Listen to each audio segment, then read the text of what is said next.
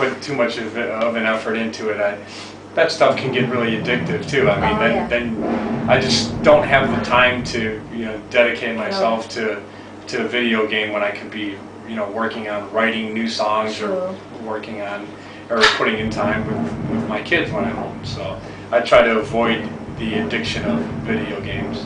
Don't blame you. And Indestructible is, I can't even say that now. It's more darker and heavier and with more attitude in comparison to your last albums, and they're lyrically inspired by some powerful experiences. Does that make the songwriting easier for you, using those experiences? Or? Well, this time around it definitely came pretty quick for us. It's always challenging when we want to start writing again, because now we're 4 albums deep and we've probably written 70-something songs, and you don't want to rehash stuff and duplicate what you've already done. So the challenge of always keeping things fresh and new and pushing each other to stretch out and go in different areas is it's always going to be a challenge for us. But lyrically too, I mean, there's a lot of topics and a lot of things that strike a nerve within the band or with David on a personal level too. So it just really matters what the music does to David when he's going to write lyrics, what that pulls out of him, what it's going to inspire him to write about. And he's got plenty to say usually, because he's a very opinionated guy. Yeah. Nice to talk. He's got a strong opinion on any subject that you raise. So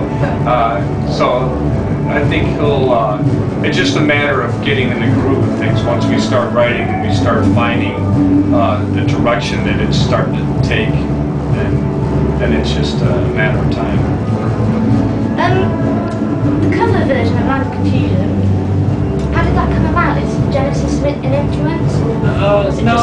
No, it was more so the material for 10,000 Fists was already written. We were ready to go in the studio, and at the time we were waiting for our producer to finish up the project before we could go in with them. And I was just watching TV one day, and they were playing a bunch of old videos, and that video had come on, and I started thinking about, because it had the whole puppet thing, and it had President Reagan in there, and I started thinking about the lyrics of the song and how much it fit in with today's times and with the direction of that album, of what David was writing lyrically as well. And we like taking those songs that are left of center and that are going to be challenging for us to put our stamp on it and bring out the lyrics more so, because we have more edgier and attitude than the original version. So I think if anything, it maybe makes people dig into the lyrics a little bit more when you add a little bit of beef behind it. So whenever you